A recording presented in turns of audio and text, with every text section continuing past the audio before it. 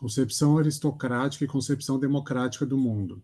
Na filosofia atualmente imperante, é habitual tomar como ponto de partida a chamada situação. Faremos o mesmo na nossa intervenção, ressalvando que não entendemos por situação a condição individual do homem que atua isoladamente, mas aquela em que hoje se encontra a humanidade. Esta situação pode ser resumida muito brevemente. O poderio militar do fascismo foi aniquilado na guerra. No entanto, o desenvolvimento posterior ao fim da guerra mostra que a destruição política, organizativa e, sobretudo, ideológica do fascismo é bem mais lenta e difícil do que muitos pensavam. Do ponto de vista político, porque alguns homens de Estado que se proclamavam enfaticamente democratas consideram os fascistas uma espécie de reserva sua e, por isso, abrigam-nos e até os apoiam. E do ponto de vista ideológico, porque o fascismo se revela, na sequência da fragorosa derrota de Hitler, bem mais resistente do que muitos imaginavam. Devo dizer que já não me encontro entre aqueles aos quais esta evolução surpreende e decepciona. Já antes da guerra, no seu decurso, na base de meus escritos estava a ideia de que o fascismo não é, de modo nenhum, uma manifestação mórbida e historicamente isolada, nem uma repentina irrupção da barbárie na civilização europeia. O fascismo, como concepção de mundo, é, antes de mais nada, o apogeu qualitativo de teorias irracionalistas no domínio da epistemologia e aristocráticas do plano social e moral. Teorias que, na ciência oficial e não oficial, bem como na divulgação científica e pseudocientífica e no jornalismo, desempenham um papel importante há décadas. Como aqui existem articulações orgânicas, é fácil para os adeptos do fascismo um recuo. Podem sacrificar Hitler e Rosenberg, entrincheirar-se na filosofia de Spengler ou de Nietzsche, enquanto preparam um novo avanço sob condições mais favoráveis. Por ocasião de uma série de conferências que fiz no decorrer da guerra, perante oficiais superiores alemães que estavam presos, pude observar pessoalmente este processo em seus inícios. Ora, do ponto de vista da concepção de mundo, a liquidação da ideologia fascista está longe de ser uma questão simples. Além de retirar de circulação os textos de Mussolini, Hitler e Rosenberg, praticamente nada se fez ainda. É necessário erradicar as raízes espirituais e morais do fascismo. Mas será impossível fazê-lo se não se tiver clareza sobre quando e como surgiu a crise de que o fascismo nasceu como forma particular de solução bárbara e desumana. Esta crise foi, até agora, considerada sob vários aspectos, a partir de distintos pontos de vista. Contudo, as causas profundas de que se originam esses diversos aspectos são essencialmente idênticas e, portanto, devem ser teoricamente tratadas como tais. Na análise daquela crise, defrontamos-nos com 4 grandes complexos: a crise da democracia, a crise da ideia de progresso, a crise da confiança na razão e a crise do humanismo. Esses 4 complexos de crise remontam ao triunfo da Grande Revolução Francesa. Os 4 alcançam seu ponto culminante no período imperialista. Os 4 experimentam, do ponto de vista qualitativo, uma aguda intensificação no período entre as 2 guerras mundiais, o período de nascimento do fascismo. Consideraremos, por economia e disposição, estes 4 complexos separadamente, mas sem perder de vista a sua essência comum. De fato, constituem ontologicamente uma unidade e, por isto, do ponto de vista teórico, devem ser tratados como tal. A clareza da exposição nos obriga a separá-los, mesmo que, necessariamente, aqui e ali pareçam confundidos. Antes de passar à exposição propriamente dita, permitam-me uma advertência metodológica. Todos os argumentos empregados contra a democracia, o progresso, a razão e o humanismo não são meramente especulativos. Têm origem no ser social da nossa época. Como diria Marx, não saltam dos livros para a vida, estes vão desta para aqueles. E isso porque tais argumentos refletem intelectualmente, se bem que de modo distorcido, problemas, sofrimentos e necessidades reais. Dada esta ancoragem no ser social, dispõem de uma certa legitimidade e não são refutáveis com a simples demonstração da sua contraditoriedade ou insensatez. É necessário, antes de mais nada, mostrar que essas contraditoriedade ou insensatez provém de necessidades reais, que contém elementos de uma problemática justificada, porém posta de maneira equivocada e deformada. Enfim, esta problemática é subjetivamente legítima, mas objetivamente falsa, só pode ser refutada mediante a elaboração de respostas justas e corretas. Porque esta crise foi provocada precisamente pelo triunfo da Grande Revolução Francesa. Porque as concretas condições históricas deste triunfo, num paralelismo nada casual com a Revolução Industrial Inglesa, conduziram à dinâmica contraditória do capitalismo, base econômica da moderna sociedade burguesa. A consequência deste processo, do ponto de vista ideológico, foi a instauração de uma situação que implica, simultânea e inseparavelmente, uma realização e uma refutação das ideias do iluminismo. Passemos a considerar agora, em separado, os 4 complexos da crise. 1. Crise da filosofia burguesa. A crise social e intelectual da democracia tem sua origem na contradição entre a liberdade e a igualdade políticas e a liberdade e a igualdade reais dos homens. A conhecida e irônica frase de Anatole France, segundo a qual a lei proíbe, com a mesma solenidade, que ricos e pobres durmam debaixo da ponte, expressa clara e plasticamente este complexo de contradições. Críticos sociais mais sagazes, como Linguet, já antes mesmo da Revolução Francesa, haviam verificado essas contradições.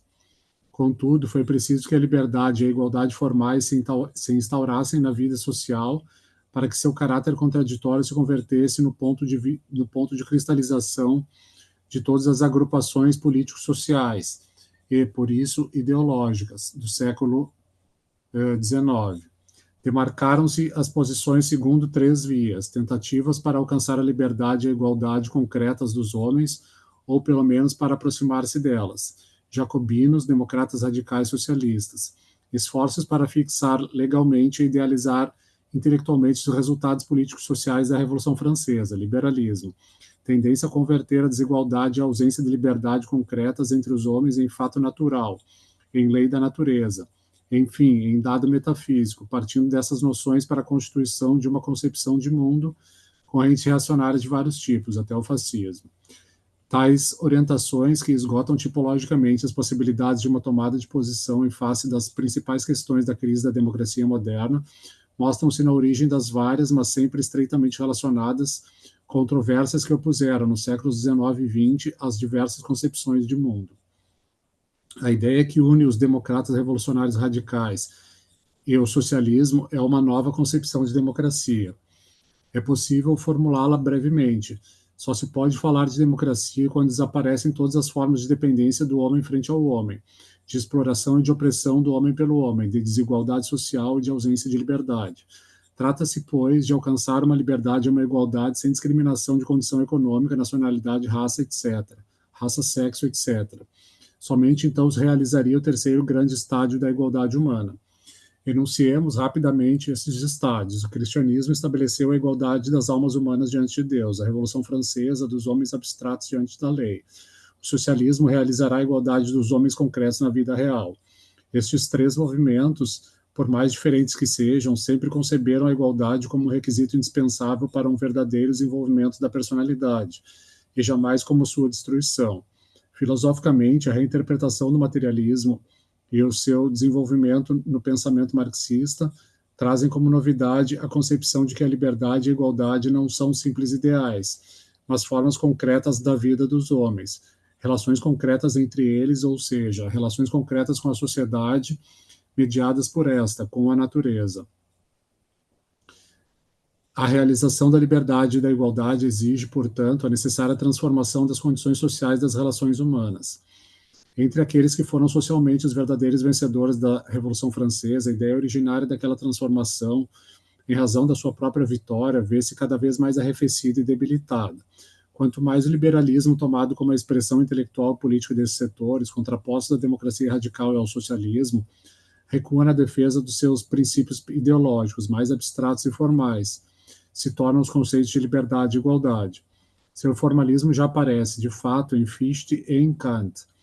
No entanto, para eles, o postulado filosófico da liberdade e da igualdade como ideal está vinculado a vigorosas esperanças utópicas, cujo patos, especialmente no caso do jovem Fichte, às vezes os conduz para além dos limites do formalismo. Também as práticas da Revolução Francesa raramente excederam o conceito jurídico formal da liberdade e da igualdade.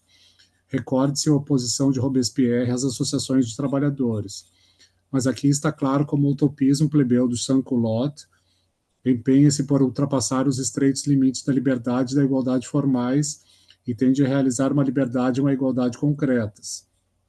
O fundamento teórico, consciente ou não, reconhecido como tal, de todos os conceitos liberais é a economia clássica inglesa. A base de todas as esperanças liberais reside na ideia de que a ação livre do homo economicus, no âmbito da liberdade e da igualdade jurídico-formais, e através do funcionamento automático das forças econômicas, engendra para todos os homens um estado social e cultural ideal, uma felicidade e um desenvolvimento máximos. Mas esta concepção é infirmada pela própria evolução econômica, já nos princípios do século XIX. A contradição entre a visão original da economia clássica inglesa e os processos da vida econômica se expressa no colapso espiritual daquela economia. Polêmica entre Ricardo e Sismondi, solução da escola ricardiana. Esta crise propicia a maturação da economia proletária. Por outra parte, a economia capitalista instaura, ainda antes do período imperialista, toda uma série de instituições, controle alfandegário, protecionismo, organizações monopolistas, que não apenas constituem uma imediata refutação prática das lições econômicas dos clássicos, mas, simultaneamente, corroem todos os fundamentos de uma concepção de mundo para a qual uma renovação ou até mesmo uma realização da humanidade poderia se produzir como consequência do livre jogo das forças econômicas no marco da liberdade e da igualdade formais. Este quadro origina ou uma economia puramente empirista, desprovida de qualquer fundamentação teórica, ou uma posição defensiva cada vez mais cegamente apologética. Defende-se uma liberdade e uma igualdade que, na realidade, existem de forma sumamente problemática, problematicidade cada vez mais acentuada, sem uma crença minimamente fundada de que o desenvolvimento futuro possa corrigir as indiscutíveis carências do presente. Assim, a concepção liberal do mundo vai se esclerosando à medida que a situação econômico-social que corresponde se torna cada vez mais irreal. Esta petrificação também incide sobre uma dimensão importante do homem na sociedade burguesa. A Revolução Francesa pôs a tensão entre o citoyen e o bourgeois no seio de um povo livre. A problemática humana e trágica da cidadania, derivada desta tensão, encontrou sua expressão na melhor literatura de princípios do século XIX em todos os países: Schiller, Hölderlin, Stendhal, Shelley.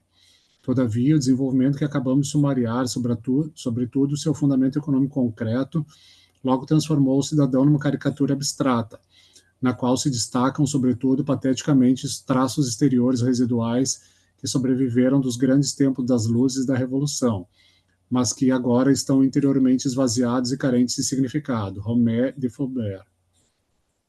A democracia formal do liberalismo privatiza o homem.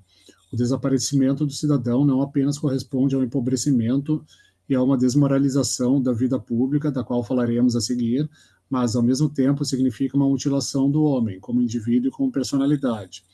É claro que o moderno individualismo burguês, que surgiu sobre esta base social, pouco importa se afirmando-a, mostrando-se indiferente a ela ou a ela se impondo, não se interessa por tal mutilação.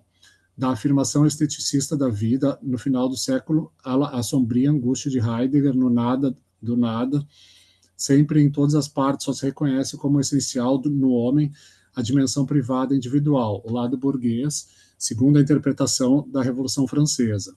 E como o homem, queira-se ou não, admita-se ou não, integra a vida pública e dela participa, semelhante postura tem como consequência necessária a supressão, artificial e violenta, de todas aquelas possibilidades e capacidades humanas que só na vida pública podem se desenvolver. Basta pensar nos antigos para verificar em que medida todas as formas do individualismo moderno constituem uma mutilação da personalidade humana. Assim surge também, por outra parte, uma falsa estruturação da dimensão econômico-privada do homem, do burguês. Quanto mais a teoria econômica capitalista se fetichiza e quanto mais assume posições apologéticas, tanto mais se identifica a personalidade do homem com o lado explorador, parasitário do homo econômicos. Parte-se da ideia, em si mesma justa, de que o desenvolvimento da personalidade humana exige sempre um âmbito de jogo concreto para as coisas e as relações humanas. Mas esta ideia surge deformada a tal ponto que os meios da exploração do homem pelo homem são fetichizados como um atributo inseparável da sua personalidade. Por isso, nesta concepção da vida, a socialização do homem aparece como equivalente à destruição da sua personalidade. Neste mesmo movimento, omite-se que, do ponto de vista do verdadeiro desenvolvimento da personalidade, o âmbito de jogo a que nos referimos só pode ser constituído por reais e concretas relações recíprocas entre homem e homem, entre homem e coisas. Quando essas relações recíprocas existem, é indiferente saber quais são as relações jurídicas de propriedade que organizam este âmbito de jogo. Ao contrário, quando elas não existem, porque há um direito de propriedade que não as acompanha, como é típico no capitalismo, não se promove o desenvolvimento da personalidade, mas sim a sua mutilação e desfiguramento. Aliás, isto já foi reconhecido pelos estoicos e pelos epicuristas. Ademais, surge a concepção igualmente fetichizada, segundo a qual, para os homens, os não capitalistas, o desenvolvimento da personalidade demandaria como estímulos indispensáveis a fome, as privações, etc. Eis que o fetichismo deste período se converte em aristocratismo, frequentemente inconfessado, mas que, transposto para o plano objetivo, transforma-se numa doutrina segundo a qual há duas espécies de homens, cujo desenvolvimento exige condições sociais completamente opostas. Assim, esta doutrina produz, ao mesmo tempo, uma deformação da personalidade, com seu esvaziamento fetichista e seu envelhecimento. Não podemos descrever, nessa oportunidade, a crise da concepção liberal do mundo em pormenores. Atentaremos simplesmente para dois de seus momentos constitutivos. Em primeiro lugar, o problema da chamada massificação, no qual determinados aspectos do desenvolvimento capitalista são fetichizados a partir da psicologia e da filosofia sociais. Aqui se localiza um importante reflexo intelectual daquela crise, o distanciamento geral do liberalismo em relação à democracia, que, salvo no movimento operário socialista, torna-se cada vez mais débil e com menor influência. Trata-se da separação total entre o pensamento liberal e as massas, que passam a inspirar ao mesmo tempo temor e desprezo. Este processo inicia-se já com Stuart Mill e alcança seu ponto culminante na psicologia social de Le Bon, na sociologia de Pareto, Michels, etc. Nos representantes subjetivamente honestos do pensamento liberal. Tal processo, neste estágio, apresenta-se ligado a uma atitude de profunda resignação. O mais importante sociólogo do período, Max Weber, dedicou sua vida à luta pela democratização da Alemanha guilhermina, mas o fez convencido de que desta luta surgiria um sistema apenas um pouco melhor que o precedente do ponto de vista do funcionamento técnico, sem acreditar minimamente numa mudança verdadeira do povo alemão, o que decorria das premissas de seu pensamento e da situação tal como ele havia. Ao problema da massificação liga-se estreitamente o da elite e da escolha dos líderes. Aqui, novamente, o problema tem razão de ser, uma vez que não é inexata a verificação de que a elite se torna largamente independente das massas que supostamente representa. Mas a falsificação começa quando a questão é posta suprahistoricamente, omitindo-se que se trata de um fato pertinente a uma determinada fase do desenvolvimento capitalista. Quando conectada corretamente a esta fase, a verificação expressa uma das debilidades centrais da democracia formal burguesa. As massas aparecem formalmente nos atos eleitorais, como soberanos absolutos inapeláveis. Todavia, são de fato carentes de poder e assim devem permanecer, de acordo com a vontade de seus manipuladores.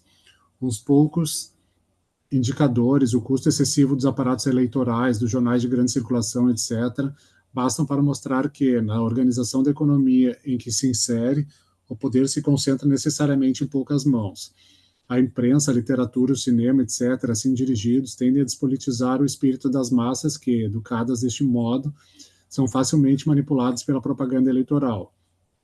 Em suma, a pretensa nova elite é, na realidade, escolhida por um pequeno círculo de personalidades anônimas, que permanecem na sombra e, em parte, escolhe-se a si mesma. Mas seu baixo nível, sua irresponsabilidade, sua corrupção são atribuídas à democracia, às massas que formalmente a elegeram. Sob condições tão ambíguas, só pode florescer a incoerência ou a hipocrisia, e a única alternativa para a honradez intelectual subjetiva é uma profunda resignação. A nova ideologia, abertamente antidemocrática, surge com base nesta crise. O anticapitalismo romântico de princípios do século XIX, rebelde em face da cultura capitalista, inicialmente contém traços democráticos, mas que desaparecem logo que a crise se manifesta mais agudamente. o Giro de Carlyle, depois de 1848. A oposição romântica da segunda metade do século busca francamente na desigualdade social e na ausência de liberdade entre os homens o fundamento de uma sociedade sadia. Esta concepção tem muitos pontos de contato com a ideologia restauradora que sucedeu à Revolução Francesa, mas não é, de forma alguma, uma simples e pura tentativa de restabelecer o sistema feudal absolutista já destruído. Trata-se, antes de tudo, de um produto novo, fruto da moderna e atual crise da democracia. Nietzsche pode ser considerado o principal fenômeno da transição para esta concepção de mundo. É compreensível que a ideologia antidemocrática da desigualdade considere a biologia a sua ciência fundamental. Somente através da justificação de uma desigualdade biologicamente insuperável entre os homens é que essa ideologia pode atribuir-se uma aparência racional. É certo que essa fundamentação biológica não tem caráter científico, sendo antes um mito, como se constata claramente já em Nietzsche. A sua raça de senhores tem fundamentação romântica e moral. A biologia aqui não passa de um ornamento místico. Paralelamente, emerge do biologismo toscamente mistificado o da teoria racista. Também esta não se embasa, como frequentemente se apregoa, em resultados das ciências naturais, mas deriva da necessidade metodológica, oriunda de um marco político-social, de demonstrar uma radical desigualdade entre indivíduos de um mesmo povo ou entre povos. Esta teoria pretende negar brutalmente a antiga verdade segundo a qual a diversidade de personalidades e mesmo as diferenças individuais são absolutamente compatíveis com a igualdade de direitos e, sobretudo, com a igualdade nas condições de desenvolvimento econômico e social. Deve-se a Gobineau a primeira sistematização da teoria racista da desigualdade radical. Não é casual que seus primeiros leitores entusiastas tenham sido, como se infere da sua correspondência com Tocqueville, negociantes americanos de escravos. De fato, somente uma desigualdade qualitativa entre os homens, estatuída assim radicalmente, pode fundar uma moral, uma sociologia, uma filosofia da história das quais se deduzem características não humanas de determinadas raças, bem como oferecer uma justificativa ideológica para o confisco total de seus direitos humanos. Dentro deste espectro ideológico, houve confrontos violentos, no curso dos quais o biologismo grosseiramente mistificado se impôs progressivamente, marginalizando a psicologia moral, igualmente mistificada, cada vez mais relegada ao segundo plano, mas que, ao fim, a linha Chamberlain-Rosenberg tenha triunfado sobre a de Nietzsche não deve obscurecer o fato de que as duas convergiam na sua resposta à crise da democracia. Entre as duas guerras mundiais, desenvolveu-se um processo paradoxal. Quase todo o mundo civilizado era governado democraticamente, mas a democracia encontrava-se sem defensores. A República de Weimar foi uma democracia sem democratas, e, como o seu aparato de poder operava em proveito de uma pequena minoria anônima, provocou entre as massas uma generalizada decepção em face da democracia. Seus defensores mais qualificados, como Max Weber, careciam do patos de uma convicção profunda. E o mais grave, os únicos defensores verdadeiramente enérgicos da democracia, os trabalhadores revolucionários, foram levados a uma hostil oposição a ela. A perspectiva difundida nesta época de que o mundo havia de escolher entre fascismo e bolchevismo lançou a confusão entre os adversários do fascismo e inviabilizou qualquer frente de unidade antifascista. Somente aproveitando-se de um semelhante caos, o fascismo pôde aparecer diante das massas desesperadas, diante de uma intelectualidade desesperada, como a saída para a crise da democracia. Assim, a estratégia de Hitler pôde avançar de triunfo em triunfo até 1941. Apenas com a aliança de 1941, a aliança entre democracia e socialismo, emergiu uma transformação, uma possibilidade de salvação para a civilização. 2. Pessimismo aristocrático e otimismo democrático. Todos esses problemas nos conduzem ao segundo complexo da crise, a crise da ideia de progresso. Filosoficamente, o conceito de progresso pressupõe a descoberta de tendências que, na sociedade, garantem um contínuo, embora não uniforme, acréscimo de valores humanos. Uma tal concepção filosófica implica uma aspiração a um estado ideal, onde um progresso infinito, como concebeu Kant, ou o ingresso num estágio qualitativamente diferente dos anteriores, que assegure o desenvolvimento das faculdades naturais da humanidade, o capitalismo na economia clássica, objetivos da Ilustração e da Revolução Francesa. Em qualquer caso, trata-se de um desenvolvimento mais alto que se opera na própria realidade. A crise, cujas linhas gerais acabamos de esboçar, desfez a crença na realização concreta do progresso. Se ainda se mantém a noção de um progresso infinito, como no caso do neocantismo liberal, é ao preço de qualquer relação com a realidade. Tudo se torna abstrata, débil, pouco persuasivo. Um tal desenvolvimento, porém, é socialmente necessário. Revela-se nos neocantianos de forma acadêmica. Mas essa estrutura de concepção de mundo, na qual a incongruência entre o ideal e a realidade aparece como inevitável e insuperável, logo se produz um profundo pessimismo cultural entre a intelectualidade mais importante. Da impotência da razão, afirmada de Scheller a Valéry, passa-se ao nascimento de uma ideologia da heróica solidão, da heróica morte por uma causa perdida, ideologia que proclama ideais sabidamente incompatíveis com a realidade social concreta. O desenvolvimento cultural da intelectualidade ignora, resignada e aristocraticamente, uma realidade hostil às ideias. A realização dos ideais só é possível se trasladada à interioridade. O homem individual pode desenvolver-se e progredir neste processo, mas não a sociedade. A esta evolução relaciona-se a antítese, tão influente nas últimas décadas, entre cultura e civilização. Se a tomamos em linhas gerais, ela denota a possibilidade do progresso no mundo superficial, o da civilização, principalmente o progresso técnico. Mas no mundo verdadeiramente essencial da cultura, o progresso é impossível. Também aqui estamos diante de uma resposta equivocada a uma questão legítima. Os melhores intelectuais protestaram, com razão, contra o tratamento do desenvolvimento da cultura conforme o esquema de um progresso puramente técnico. Para o pensamento dialético, é princípio próprio do desenvolvimento cultural o fato de este não ser linear uniforme. Já Schiller sabia que se pode comprovar evolução e progresso em arte sem que, por isto, as criações passadas sejam esteticamente inferiores às do futuro. A moderna antítese entre cultura e civilização expressa a desorientação da melhor intelectualidade em face da sociedade atual, sua incapacidade orgânica para descobrir as vias e os meios de um verdadeiro progresso.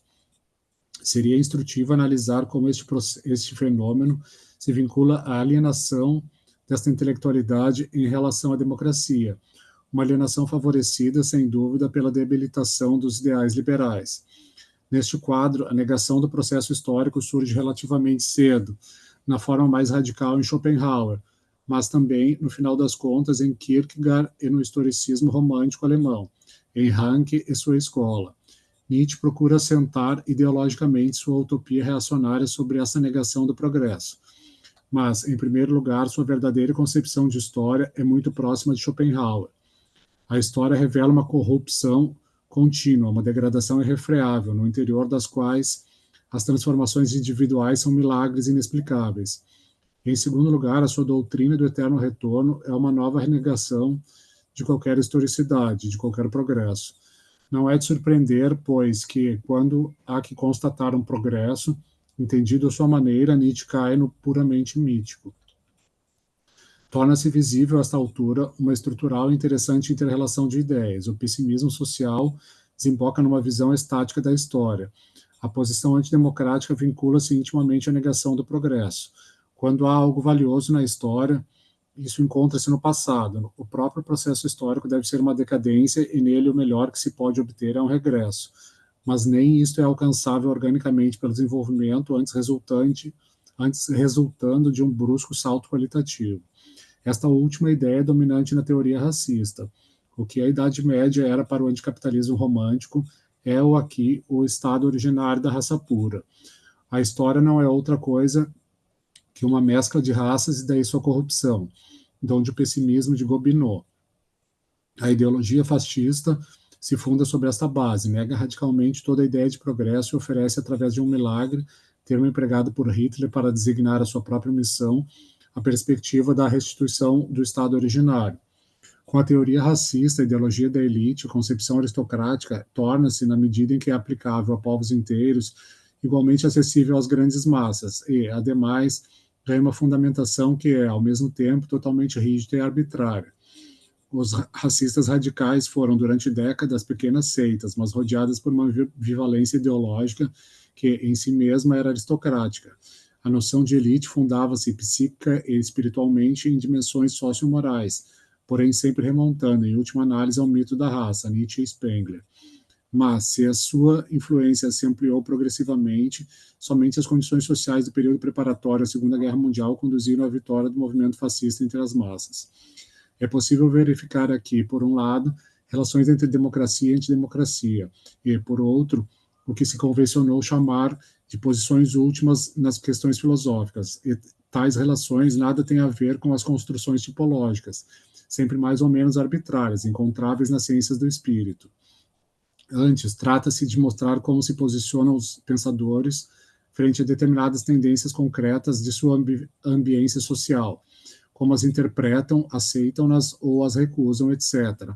A vinculação entre progresso e democracia, de um lado, e entre negação e progresso e concepção aristocrática, de outro, são fatos da vida. Não é casual que aqui compareça o conceito de pessimismo. Mais uma vez, pode-se explicitar uma significativa afinidade, ela também fundada no desenvolvimento social concreto.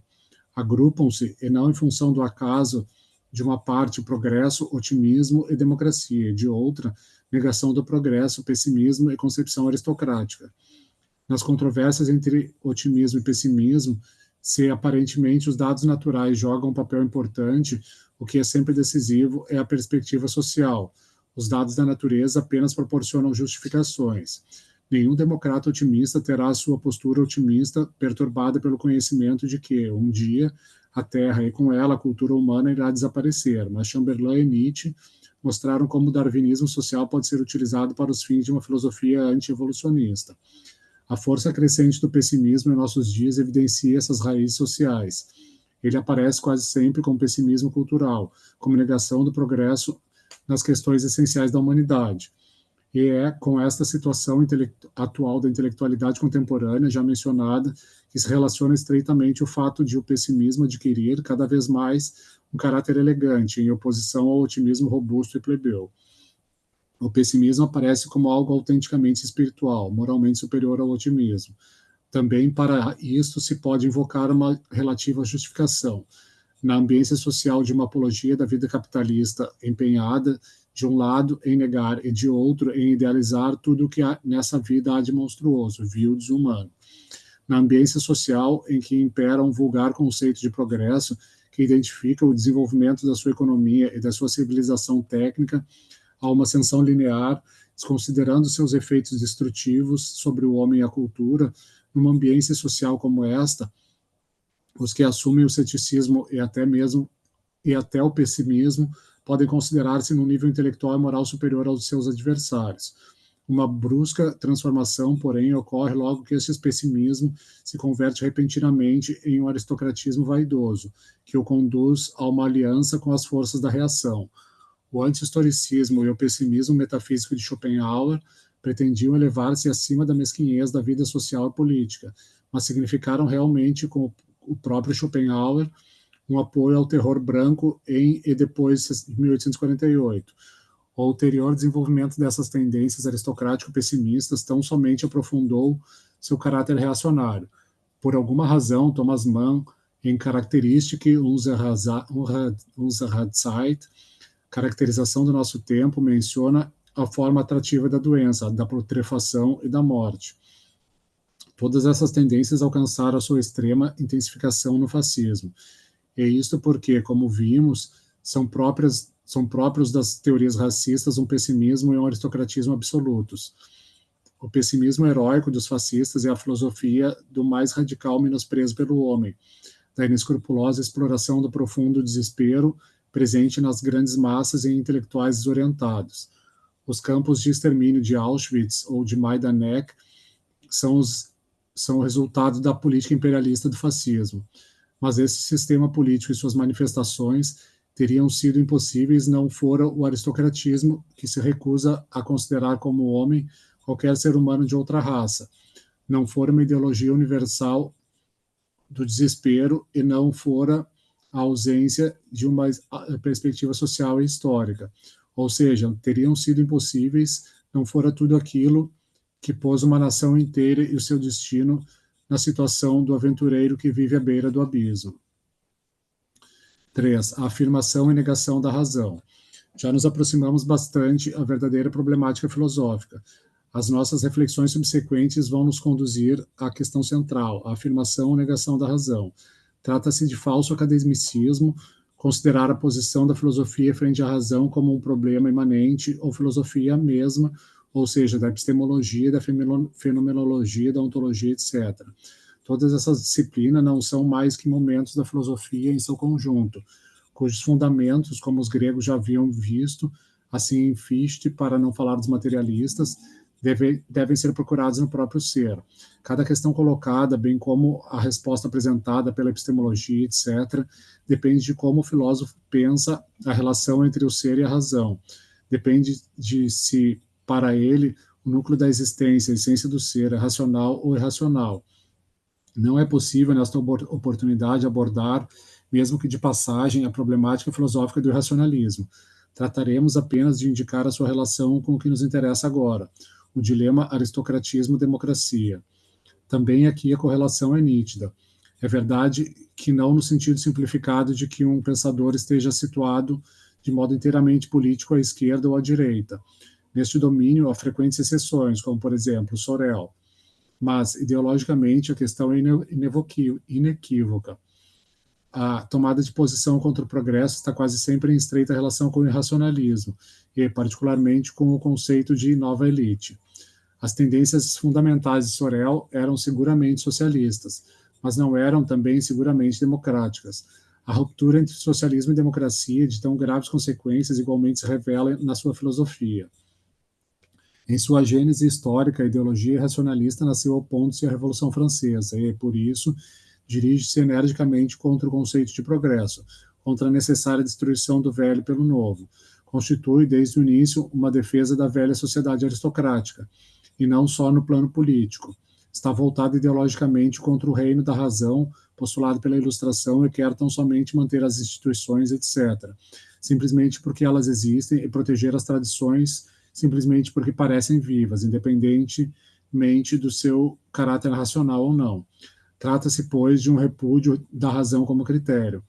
A independência, assim estatuída das instituições, tradições, etc., em face da razão, converte-se em concepção positiva, justamente porque tais instituições, tradições, etc., representam algo mais elevado do que qualquer racionalidade. Nela se manifesta um núcleo suprarracional ou racional da realidade em geral. O fato de um Burke, de um de Maistre ou de um Haller parecerem muito racionalistas aos olhos dos racionalistas atuais indica apenas cristalinamente o enorme desenvolvimento da concepção de mundo irracionalista.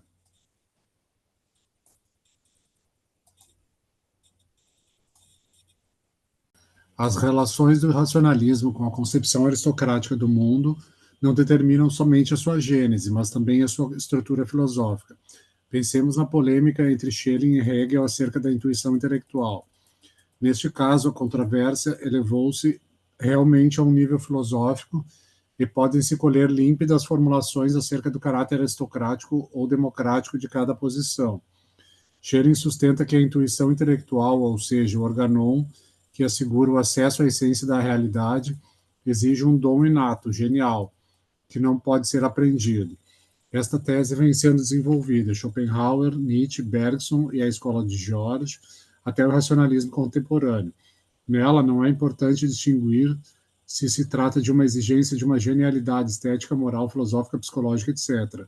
O que importa é o seu princípio aristocrático, que, desde Chamberlain, aparece também como princípio racial.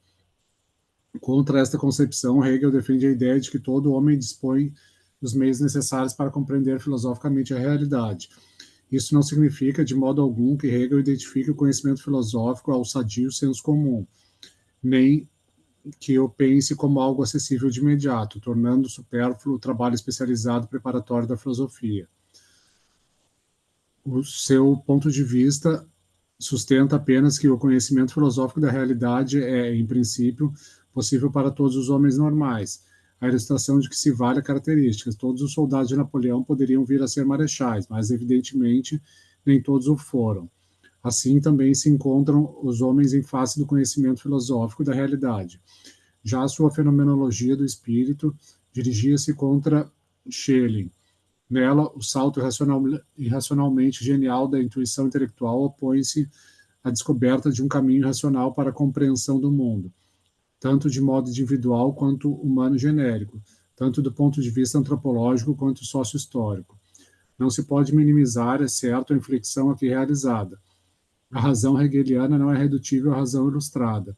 Entre uma e outra situa-se a Revolução Francesa e a crise da humanidade resultante do seu triunfo, crise cujos reflexos no pensamento democrático e na ideia de progresso já vimos. Em Hegel, a inflexão operada envolve toda a sua problemática e repercute na estrutura da sua filosofia. Também aqui somos obrigados a apenas tangenciar essas questões. Tematizamos a relação de Hegel com a filosofia racionalista do seu tempo e sabemos da sua posição em face da restauração e do romantismo. Em nossa época, muitas vezes se tentou contestar ou atenuar a sua atitude negativa em face dessas tendências, mas basta ler na Rechtsphilosophie, Filosofia do Direito, as passagens relativas a Haller ou a Savigny, para ver claramente sua posição. Conforme Hegel observou, na Revolução Francesa, a razão converteu-se em soberana da sociedade e da história. Realizou-se, pois, o reino da razão. Mas como essa realização se apresenta? Engels mostrou muito corretamente que, realizado o reino da razão, se expressa como o reino da burguesia. As contradições que então emergem em todos os planos da vida já foram aludidas por nós. Em face do caráter contraditório inerente ao ser histórico-social, a filosofia dispõe de três alternativas. A primeira delas é reduzir e empobrecer a razão, para que o reino da burguesia possa continuar aparecendo como o reino da razão. A segunda é considerar a realidade racional. Também aqui somos obrigados a deixar de lado muitas variações possíveis no interior dessas duas alternativas. Com Hegel se apresenta uma terceira alternativa, um tertium datum. Se, em presença das contradições, a primeira alternativa busca escapar a elas, volatilizando-as, e a segunda se refugia na negação da razão, Hegel coloca resolutamente as contradições no centro da filosofia, da lógica e da ontologia, de cada parte concreta, mas especialmente no centro da filosofia social e da filosofia da história. Todos os elementos da realidade que, isolados e absolutizados, são concebidos como fatos definitivos, insuperáveis e que, como tais, constituem o fundamento do racionalismo, aparecem em Hegel como simples momentos da nova razão, como problemas solúveis dialeticamente. Todas as contradições da filosofia anterior a Hegel, que a filosofia anterior a Hegel concebera como contradições entre razão e realidade, são tomadas agora como contradições dialéticas do entendimento, que conduzem ao novo racionalismo. Assim, em Hegel, alcançam a plena realização duas linhas do desenvolvimento filosófico. Primeiro, a da antiquíssima descoberta da contradição que remonta aos Eleatas e a Heráclito, mas Hegel faz da contradição o fundamento sistematicamente aplicado a toda a filosofia. Segundo, a da moderna filosofia racionalista, que tem um ponto de partida em Descartes, mas Hegel opera considerando as inflexões derivadas da Revolução Francesa. Não é possível detalhar, nesta ocasião, o movimento aqui sinalizado. Porém, para ilustrá-lo, destacaremos duas notas características. Por um lado, a questão da razão na história. O tantas vezes mencionado anti-historicismo da Ilustração não passa de uma lenda reacionária, mas é fato que, segundo a concepção dos ilustrados, a razão, una e imutável, se realiza paulatinamente, através de vicissitudes na história. Ao contrário, Hegel mostra a mudança, a consumação, o retorno a si, a realização em si e o tornar-se autoconsciente da razão na história por meio da própria história. Por outro lado, aparecem as contradições da vida intensificadas até o nível da tragédia, veículo e suprema manifestação da razão. Isto é particularmente visível na relação entre indivíduo e gênero. Mas povo e nação, sob este aspecto, são indivíduos. A tradição põe-se como a forma mais elevada de realização concreta da razão. Esta ideia é comum ao Fausto de Goethe e à fenomenologia do espírito de Hegel. Na filosofia de Hegel está adequadamente posta e superada a crise produzida pela Revolução Francesa. Todavia, apesar da sua grandeza, esta filosofia constitui apenas uma superação relativa, metodológica. O conceito histórico da razão contraditória fora descoberto. Mas, do ponto de vista do próprio Hegel, sua realização, sua concreção histórica era impossível. A liberdade deve ser o conceito central do desenvolvimento contraditoriamente intrínseco da razão, mas a filosofia hegeliana da liberdade, em função das condições desfavoráveis desse período, particularmente na Alemanha, representa concretamente, sob alguns aspectos, um recuo com relação à Revolução Francesa. Por isso, a figura de Hegel refugia por entre uma névoa. Se, para alguns, é o filósofo do prussianismo reacionário, para Herzen, no seu método está a álgebra da Revolução. Mas, como seus discípulos e sucessores burgueses não seguem a orientação de Herzen, perde-se progressivamente o que há de mais valioso na dialética hegeliana. As inovações acadêmicas mostram-se estéreis precisamente em relação à questão fundamental, e somente com Marx o método filosófico incorpora os resultados e as experiências concretas do período. Com Marx, a razão hegeliana desce radicalmente à terra. A realização da liberdade e da igualdade torna-se a exigência de uma liberdade e de uma igualdade concretas para os homens realmente concretos numa sociedade real e concreta. Somente com Marx e seus grandes continuadores se converte em verdadeiros sujeitos da história o gênero humano real, concreto, que se constitui e se desenvolve, pleno de contradições e através delas, até aceder à autoconsciência e atividade autônoma.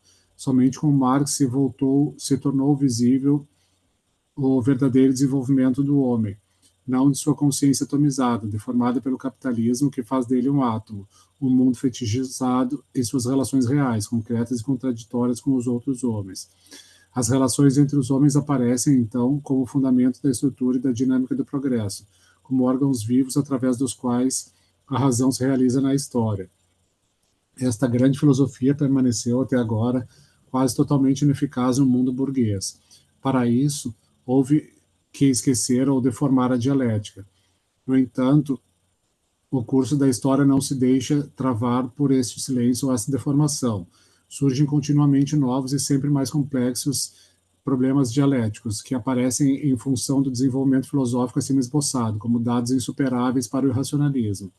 Assim, questões distorcidas e falseadas recebem necessariamente soluções errôneas e equivocadas, desvinculadas dos problemas reais e concretos da humanidade. 4. Humanismo e democracia. Chegamos assim à crise do humanismo. São desnecessárias quaisquer palavras para indicar a sua existência real. É suficiente lembrar que, por 12 anos, o fascismo reinou na Alemanha.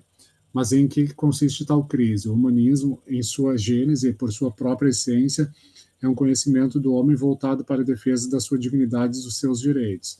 Por isso, o humanismo é combativo e, mesmo agressivo, desde o Renascimento, passando pela Ilustração, até os grandes momentos da Revolução Francesa.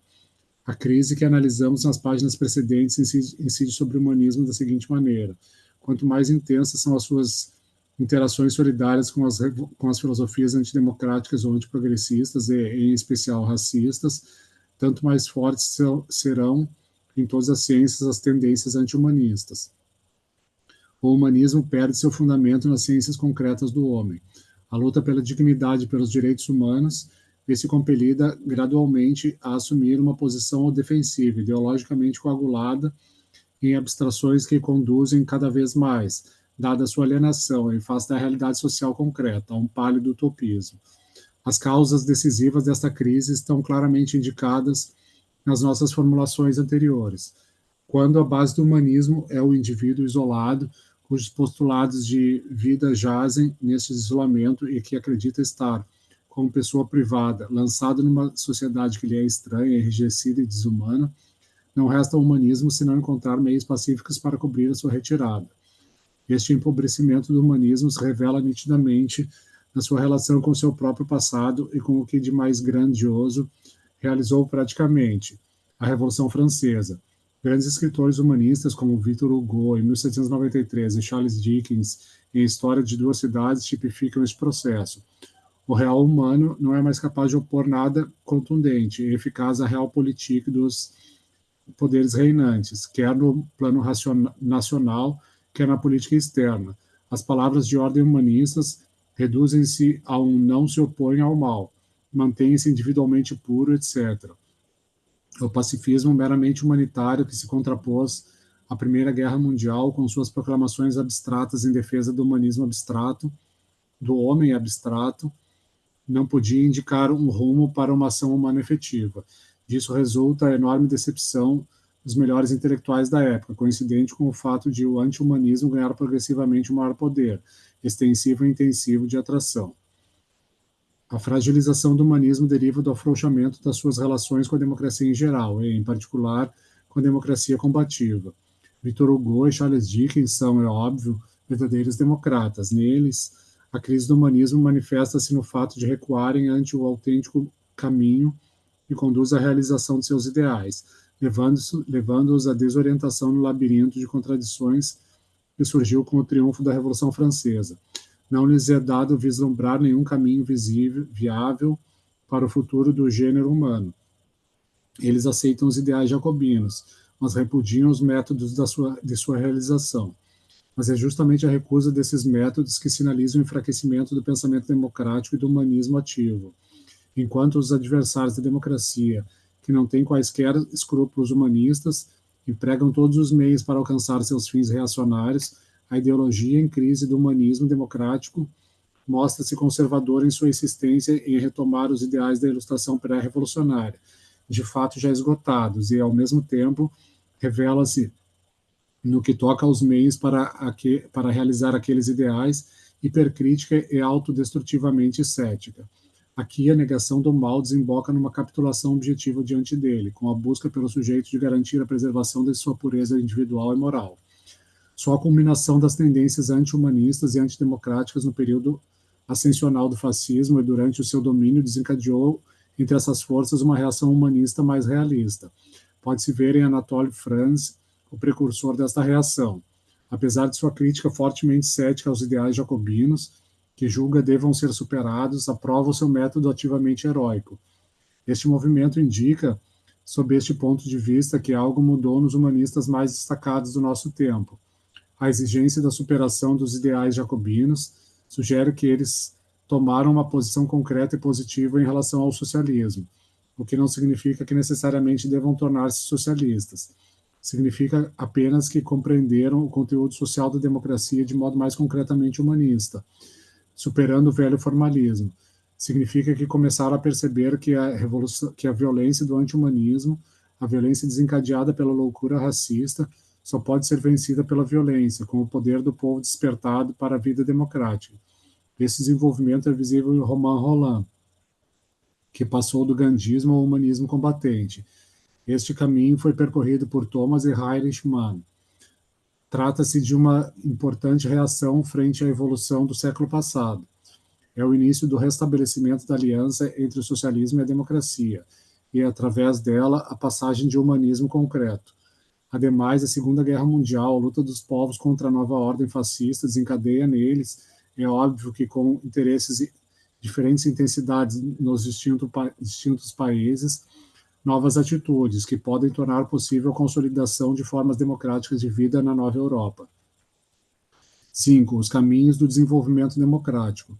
Agora nos defrontamos com a problemática da nova Europa e esperamos que os nossos argumentos precedentes mostrem claramente a direção das respostas que devem ser formuladas aqui. A nova Europa só poderá constituir-se e manter-se forte quando erradicar também as raízes ideológicas do fascismo, de modo a tornar impossível o seu retorno.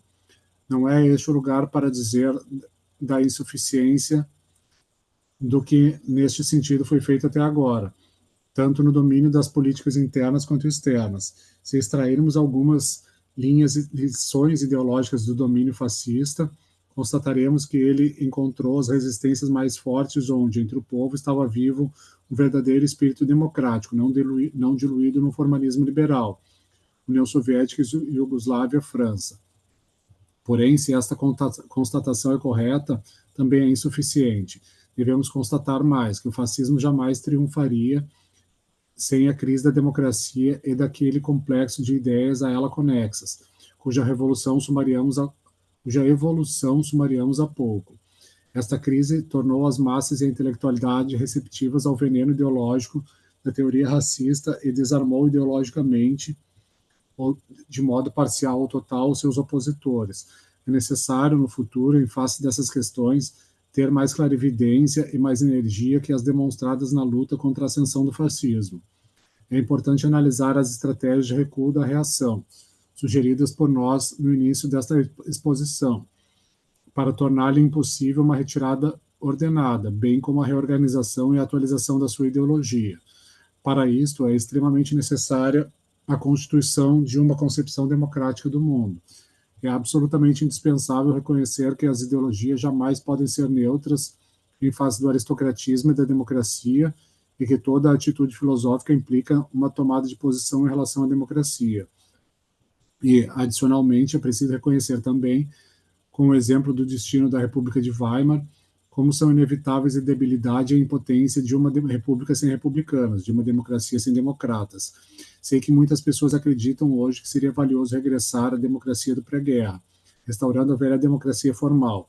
Espero ter oferecido elementos que assegurem que a democracia formal voltaria necessariamente a reproduzir a crise, e com ela a força de atração da ideologia reacionária sobre as massas. E mais, isto pode ocorrer, como é comum na história, em uma escala ainda maior. O breve período do pós-guerra que já experimentamos evidencia, com inúmeros exemplos, como esta forma de vida social é tolerada em face dos inimigos da democracia, ao mesmo tempo em que se volta com o mais forte poder contra aqueles que verdadeiramente a querem renovar. Entendo pessoalmente que estes são, em geral, socialistas ou comunistas, mas também entendo que seria um erro fatal, com todas as suas graves consequências, explicitar aqui uma disjuntiva entre cultura burguesa e socialismo, entre democracia ocidental e democracia oriental, etc. São justamente esses equívocos, esses equivocados dilemas do pré-guerra que devem ser superados agora.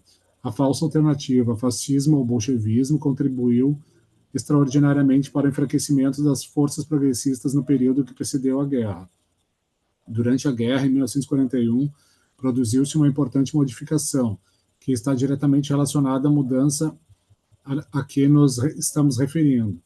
Se se quiser que a paz seja ganha como o foi a guerra, deve-se dar continuidade sob condições e com meios diferentes à política de 1941, justamente depois dos efeitos desoladores que teve o falso dilema do pré-guerra.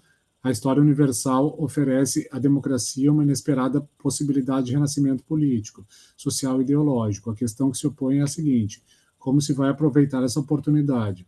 Não pode ser tarefa nossa esboçar aqui um programa, ainda que estejamos convencidos de que nossas reflexões e críticas contenham elementos pertinentes a ele. Nossas reflexões apontam para a necessidade de uma enérgica reforma ideológica. Categorias como liberdade e igualdade, como progresso e razão, devem adquirir um novo brilho, uma nova densidade em seu significado, que serão viáveis se o conteúdo social da ideia democrática recuperar a plenitude e a luminosidade que teve em 1793 ou em 1917, mas adequadas às circunstâncias atuais. E, por outro lado, devem ser abandonadas as noções tais como a de massificação, por longo tempo utilizadas e que, em alguns círculos, se tornaram quase axiomáticas. Esta referência à massificação não é adjetiva, é importante porque o medo das massas, o desprezo pelas suas manifestações organizadas conscientes, era e permanece sendo uma das principais vias de irrupção do fascismo, tanto entre as próprias massas como entre a intelectualidade. Enfim, temos uma última questão, mas de nenhum modo menos significativa, ou seja, a exigência de superar o individualismo isolacionista, ou, numa expressão positiva, a exigência de despertar o cidadão. Alegra-me falar desta questão na Suíça, porque justamente a Suíça pode orgulhar-se de ter tido, no século XIX, o maior poeta cidadão do Ocidente, Gottfried Keller. E considero uma honra lutar aqui sob a sua bandeira. Com sua obra, e mais ainda, com a experiência das últimas décadas, aprendemos que somente os homens que têm o ideal de viver como cidadãos na vida cotidiana é que podem construir uma Europa genuinamente nova. Mas ninguém pode tornar-se cidadão por simples decisão pessoal. O desaparecimento do cidadão na Europa Ocidental ou sua conversão numa caricatura abstrata resulta de uma vida pública que não ofereceu às massas nenhuma possibilidade de atuação independente. Resulta de um contexto no qual a vinculação das questões pessoais e de interesse vital com a vida pública só foi possível através dos meios escusos e vias corruptas. A transformação dos homens em seres privados, privatização característica da velha democracia formal, cria um tipo humano e produz uma mentalidade e uma moralidade contrárias ao ser de uma democracia verdadeira, dinâmica e propulsora da vida. Mas também aqui há que superar um falso dilema que provém do pensamento dominado pela fetichização. As pessoas do nosso tempo se indagam: deve surgir primeiro um novo homem, o cidadão renascido, para fundar uma nova democracia, ou as instituições da nova democracia devem educar os homens para torná-los cidadãos? Na verdade, este é um falso problema. É na medida em que os homens combatem pela nova democracia, na medida em que a constroem, que desperta neles o espírito cidadão. Transformada em sua concepção de mundo, entram na luta pelas novas instituições da democracia. Talvez se argumente aqui, em termos de objeção, que esta nova democracia é apenas uma tentativa de restaurar as antigas democracias diretas, aquelas que Rousseau já tinha reconhecido serem pouco adequadas para os grandes estados modernos. Não é casual que este seja o aspecto de Rousseau mais louvado pelos liberais. É claro que uma democracia direta, no sentido da velha Atenas, é tecnicamente inviável num extenso Estado moderno. Mas a grande Revolução Francesa, em sua fase heróica, estava toda ela carregada de espírito e dos elementos reais da democracia direta. E também a vida econômica, social e cultural da Comuna de Paris e da União Soviética contém inúmeros elementos de democracia direta. Precisamente o fato de que as questões concretas da vida cotidiana, enquanto questões da vida pública, interessam e dinamizam as massas mais amplas, demonstra que a sua inserção na democracia proletária é um processo consciente. O movimento da resistência, especialmente na Iugoslávia e na França, continha em larga escala semelhantes elementos. E quando, após a vitória da resistência, tais elementos foram abolidos, sobreveio o perigo de um enfraquecimento, quer do combate contra os restos do fascismo, quer do entusiasmo para construir a nova democracia. A Europa luta para adquirir uma nova face. A luta se desenvolve hoje formalmente entre distintos tipos de democracia. A questão é saber se a democracia deve ser apenas uma forma jurídico-política de Estado ou uma forma de vida concreta para o povo. Para além disto, está, obviamente, a questão do poder. Aqui a pergunta é: a forma democrática deve continuar sendo invólucro do domínio anônimo das 200 famílias, como se diz na França, ou se pode promover o seu desenvolvimento até convertê-la no verdadeiro poder do povo trabalhador? Entendemos que somente esta última alternativa, tanto no sentido ideológico quanto político, escolhida de forma consciente e fundamentada numa concepção de mundo democrática, pode criar uma nova Europa, capaz de impedir o regresso do fascismo, que traz consigo o perigo de outras guerras e mais devastações. A Aliança de 1941, claro que, de modo ainda embrionário e contraditório, foi, desde sua origem, bem mais que uma simples coalizão política. A forma que então assumiu foi suficiente para a vitória na guerra. A luta por uma paz verdadeira deve renovar o conteúdo essencial das ideias de 1941. A aliança entre o socialismo e a democracia, a compreensão de que os socialistas e os autênticos democratas estavam tão fortemente unidos no combate ao inimigo comum, o inimigo da civilização, da cultura e do progresso, o fascismo, que, em suas divergências, por mais profundas que fossem nos planos social, econômico, político e cultural, não os podiam dividir. Essa aliança constitui o conteúdo ideológico de 1941. É da própria democracia que, desde 1941, depende de decidir se deve, com o apoio desta aliança, levar adiante a luta por uma nova Europa, promovendo seu próprio brilhante renascimento, ou se deve degradar-se ao papel de espectador impotente de um novo Munique. O objetivo da nossa exposição foi de esclarecer, do ponto de vista de uma concepção geral do mundo, as condições deste dilema.